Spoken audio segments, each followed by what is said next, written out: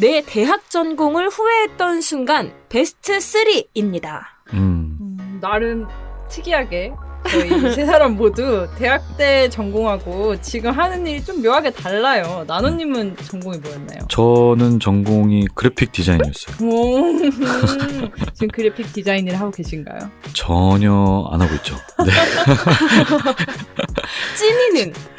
저는 전공이 생물학과였어요. 헛웃음이 나오네요.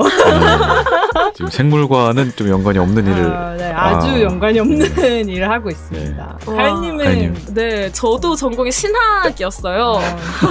교회 약간 이런 건가요? 교회 막 네, 목사님, 네, 아. 목사님이 되기 위해 저희 동기들은 이제 다 목사 안수 진짜요? 과정을 밟고 있고, 우와. 네. 네. 저희 다 어쩌다 미술, 보니. 네. 생물학, 신학을 나와서 이렇게 네. 미디어업을 하고 있네요. 아, 그러게요. 진짜. 아, 진짜 너무 신기하네요. 정말 전공과는 좀 무관한 그런 일을 하고 있잖아요. 그러니까요. 그런데 이게 현실이에요. 한국개발연구원 보고서에 따르면 2015년에 고등학교를 졸업한 25살에서 34살 사이의 대졸 노동자들 중에 약 50%가 전공과 직업 사이의 미스매치를 겪는다고 해요. 50%는. 네, 거의 반이죠. 이게 이제 밀레니얼의 현실이고 앞으로 Z세대가 마주할 미래인 것 같아요.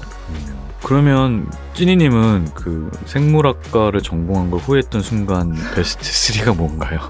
3개만 꼽아야 되나요? 10개 말해주셔도 됩니다. 근데 저는 이렇게 막 일반적인 살인지는 잘 모르겠는데 이렇게 원래는 의대에 가고 싶어 했었어요.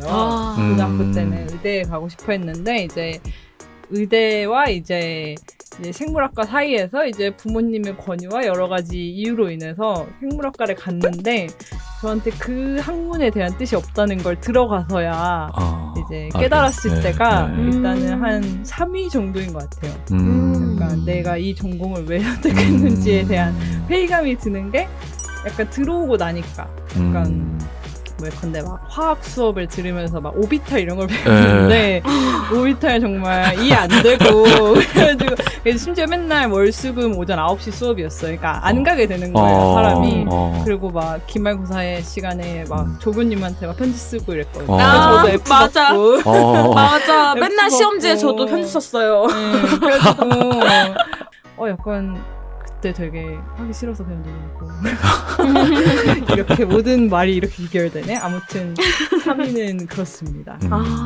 들어가서야 깨닫게 됐을 때 진짜 후회됐던 것 같아요. 이게 어쩔 수 없는 것 같아요. 네. 미리 알 수가 없으니까 그쵸, 알 수 다 없죠. 들어가서 네. 깨닫게 되는 거죠. 사실 고등학교 때 뭐 생물 수업을 듣는다 하는 건 사실 막 다 외우는 거에 가깝잖아요. 실험 수업 하면은 다행인 거고 그나마 그런 학교는 좋은 학교고 근데 실험도 한두 번 해봤나? 한 3년 동안 한두 번 해봤나 마나 하고 대부분 그냥 이제 막 그려져 있는 어떤 실험 설계를 보고 그걸 외워서 뭐 기억, 니은, 디귿 중에서 무엇이 맞는지 오지선다형으로 뭐 푸시오 이런 식이니까 맞아. 사실 외우는 게 거의 대부분이기는 해서 들어왔을 때 좀 그 갭을 많이 느꼈던 것 같아요. 실제로 내가 고등학교 때 배워서 외웠던 것과 생물학과에 와서 해야 되는 것 사이에 너무 차이가 많아서 그래가지고 내가 이 전공에 생각보다 뜻이 없다 그걸 많이 느끼기도 했고 이 전공으로 취업을 하기 어렵다를 느꼈을 때도 살짝 후회가 많이 됐던 것 같아요.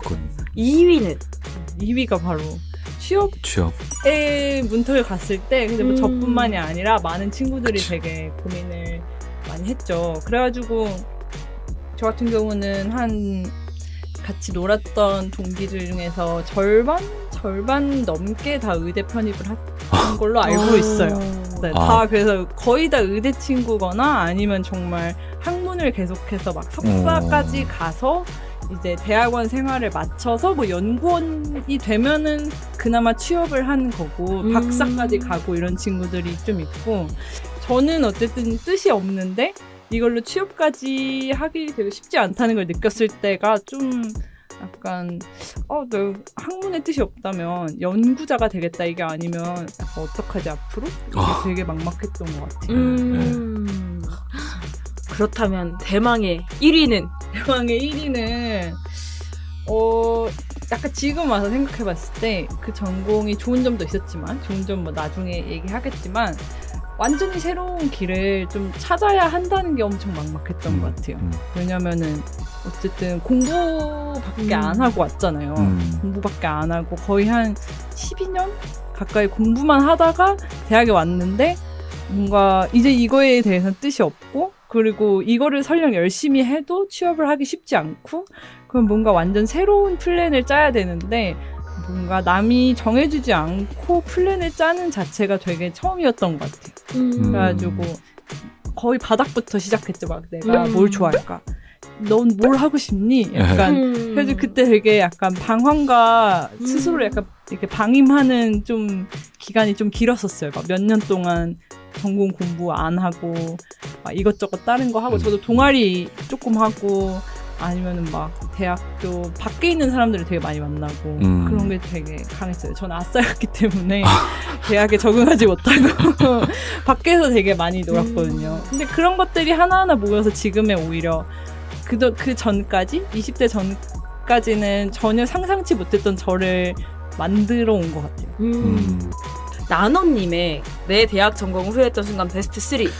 저는 뭔가 순위를 매기는 것 이게 잘 못하겠는데 어쨌든 이제 후회했던 순간들을 좀 돌이켜 보면은 네. 뭐 겹치는 부분이 있어요. 찐이님의 겹치는 부분이 있는데 미리대생 출신들이 되게 많이 겪는 뭐 거의 대부분이 겪는 것 중에 하나가 이제 취업에 역시 모두가 취업으로 비교이 되네요. 예, 어쩔 수 없는 것 같아요. 약간 그렇죠. 예, 취업하기가 진짜 어렵거든요. 그리고 다들 보통 이제 미술을 하다 보면은 이게 그 이제 순수하게 작품 활동만 해서 살아남는 아티스트들이 정말 극소수이다 보니까 대부분이 딴 부업을 할 수밖에 없고 작가로 활동하는 중에도 다른 부업을 하는 사람들이 거의 대부분이거든요. 그래서 또 우리나라 같은 데서는 약간 문화예술 쪽에 종사하는 분들의 어떤 대우나 그런 것들이 좀 다른 선진국 이런 데에 비해서 좀 낮다 보니까 더 힘들기도 하고 전 가장 약간 와 내가 큰일 났다 이런 생각이 들었던 순간이 언제냐면은 이제 제가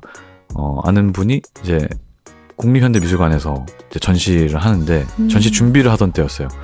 근데 국립현대미술관은 거의 이제 어떤 아티스트가 되면은 누구나 한 번쯤은 전시해보고 싶은 약간 꿈의 이제 미술관 같은 그런 건데 근데 거기서 이제 전시를 하고 있으니까 이제 한번 제가 놀러 갔다가 그래서 그 분한테 이제 그거를 물어봤죠. 이게 보니까 스케일이 되게 큰 거예요. 이렇게 설치 미술 작품이었는데 스케일이 엄청 커서 와 형은 이거 완전 돈 엄청 많이 들었겠다 하면서 막 얘기를 하다가 보니까 근데 이제 미술관에서 지원해주는 금액은 이렇게 제한이 돼 있거든요. 네. 그 금액이 얼마 안 돼요. 근데 그 금액을 훨씬 웃도는 가격을 이제 왜냐면 자기 전시를 잘 하고 싶으니까 돈을 투자할 수밖에 없잖아요.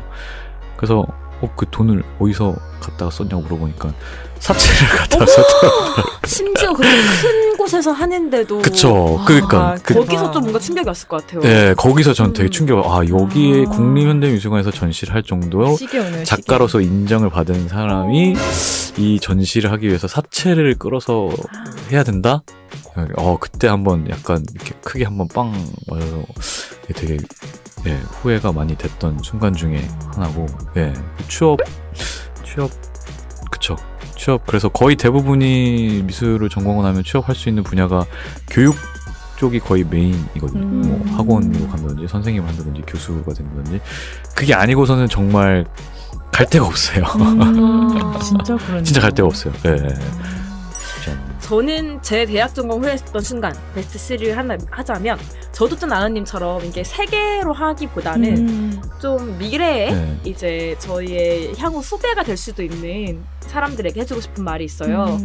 그러니까 저희 같은 경우는 저 같은 경우는 조금 특수했던 게 저는 제가 고3 때 너무 하고 싶은 게 많아서 어떤 과를 갈까 하다가 결국 그냥 지금 내가 어디 과를 갈지 아직 안 정해졌으니까 제가 이제 기독교여서 이제 신학의 성경을 공부하는 건데 그 말씀 안에서 나의 꿈을 찾자고 신학을 선택했어요. 역시 다르다. 애초부터 저도 넓게 달리네요. 애초부터 꿈을 정해놓지 않고 간 거였어서 갔는데 되게 재밌었던 게 연대 신학과 같은 경우는 이게 뭐라고 해야 될까요? 종합대학에 있는 신학과다 보니까 신학 전문 대학들이랑은 다르게 이게 신학을 하면서도 다 일반적인 학문들랑 연계를 가르쳤어요. 그리고 저희 OT 때 왔었던 신학과의 선배들도 막 성주그룹 이제 김성주 대장 이제 이런 분들 오셨어요. 그러니까 예를 들면 신학의 길을 간 선배들이 아니라 이제 영어 강사 문단열 영어 강사 다 연대 신학과 출신. 그리고 이제 저희 안내상, 우현님, 배우들 이러다 보니까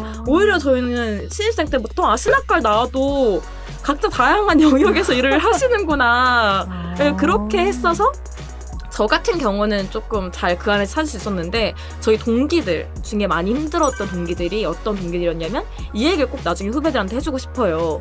저희 동기들 중에 기독교가 아닌데 이제 연세대학교라는 간판을 갖고 싶어서 왔던 친구들이 있었어요. 근데 그 친구들은 엄청난 이제 그 괴리감에 빠지더라고요.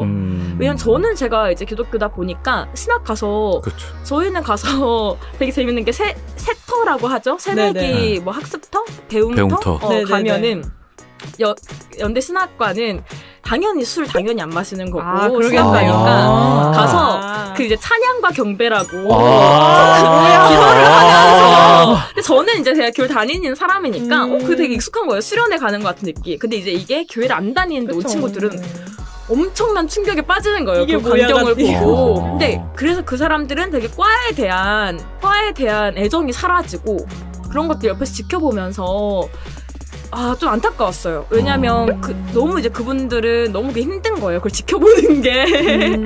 그래서 되게 이게 종교적인 건 다른 거니까.